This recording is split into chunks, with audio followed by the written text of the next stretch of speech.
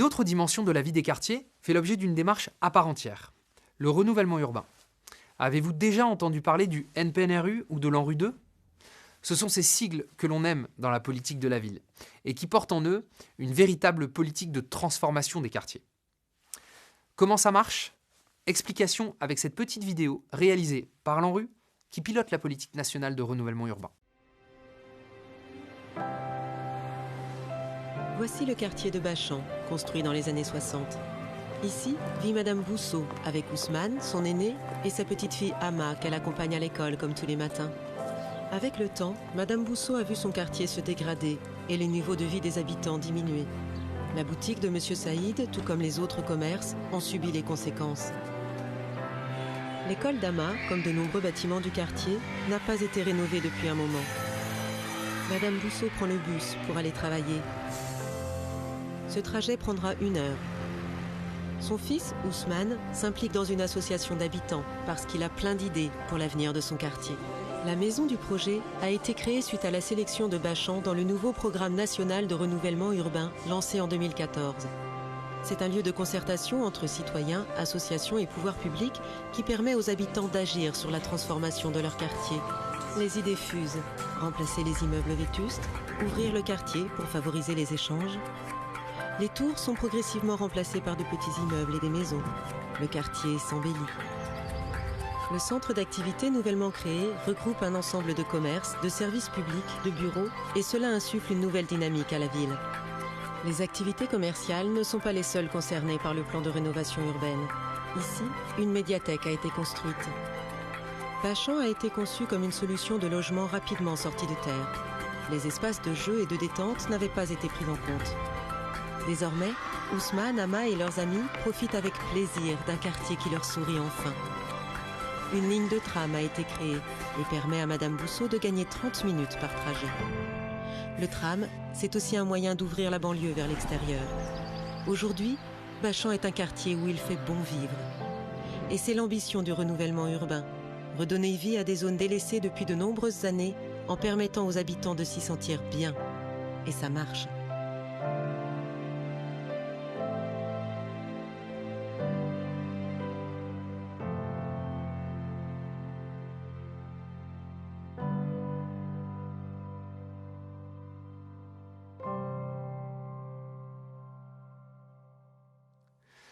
Le renouvellement urbain consiste à observer l'état urbain d'un quartier et à se poser la question de ce qu'on souhaite comme avenir pour ces territoires, en matière de qualité et type de logement, de commerce, de services, d'équipements, de connexion avec le reste du territoire, mais également de qualité des espaces extérieurs, de mobilité.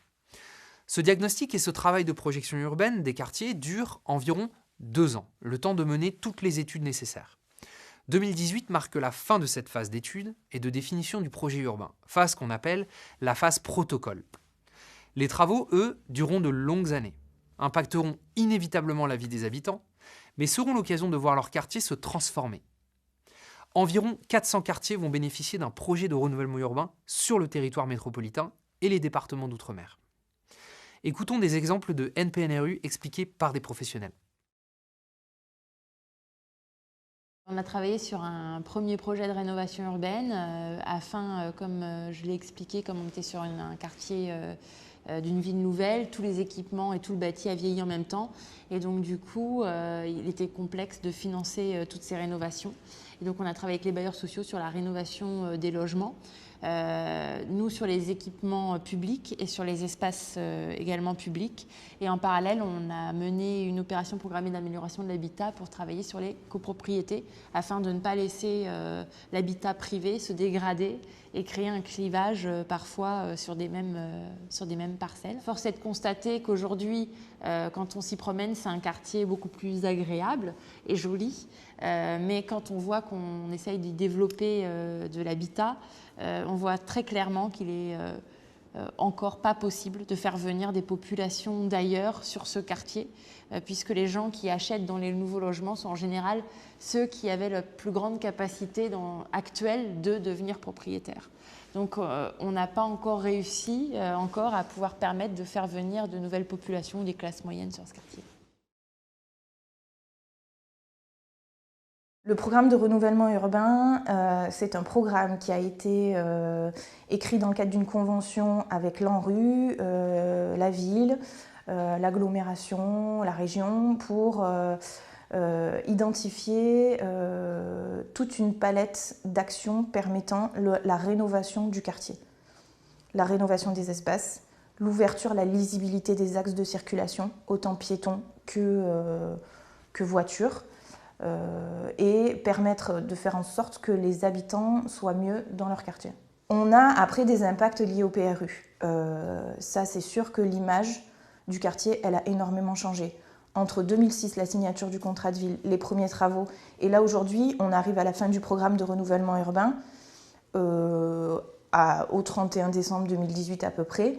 On a des équipements nouveaux, on a des voies qui ont été tracées, on a une lisibilité de l'espace qui n'existait pas avant, on a des espaces résidentiels appartenant aux bailleurs bien déterminés, on a des espaces publics appartenant à la ville avec des stationnements, des espaces piétons bien déterminés, ce qui n'existait pas avant.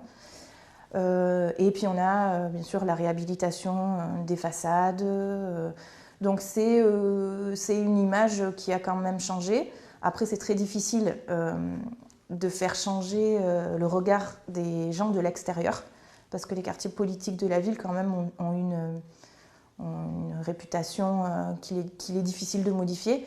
Mais voilà, c'est un travail au quotidien, c'est avec la communication qu'il y a autour du PRU qu'on arrive à faire ça, c'est avec les associations locales qu'on arrive aussi à faire évoluer tout ça. Et notamment, je pense à la mise en place de la médiathèque, qui est un équipement emblématique du PRU. Et c'est une médiathèque, en fait, finalement, qui a un rayonnement sur toute l'agglomération. Et elle a permis de faire venir du public d'ailleurs. Et ça, c'est très important de dire qu'aujourd'hui, il y a du public de Olioul, de Sifour, de Toulon, qui vient dans le quartier Berthe pour avoir accès à une médiathèque très bien fournie, à un équipement neuf. Voilà, ça, c'est quand même une grosse victoire du PRU. Sur l'impact de la mixité, l'idée c'était de se dire on désenclave un petit peu, on casse des bâtiments à 100% de logements sociaux. On a choisi effectivement des bâtiments qui étaient totalement détériorés et pour lesquels la réhab n'était pas forcément envisageable. Et on recrée des poumons pour un autre type d'habitat et donc un autre type de public. Du propriétaire, du locataire, de l'actif. Voilà. L'idée c'était de favoriser cette mixité-là. Donc ça a créé, dans ce quartier qui était totalement enclavé, finalement des îlots, des poumons un petit peu sur lesquels on a pu favoriser des projets privés pour amener cette dimension de mixité. Ce qui aura permis aussi d'amener, on l'espère, mais là c'est encore aussi à mesurer, on l'a bien mesuré sur l'un des établissements scolaires qui est Lucie Aubrac, où là on a senti effectivement une diversité des publics et des nouveaux arrivants.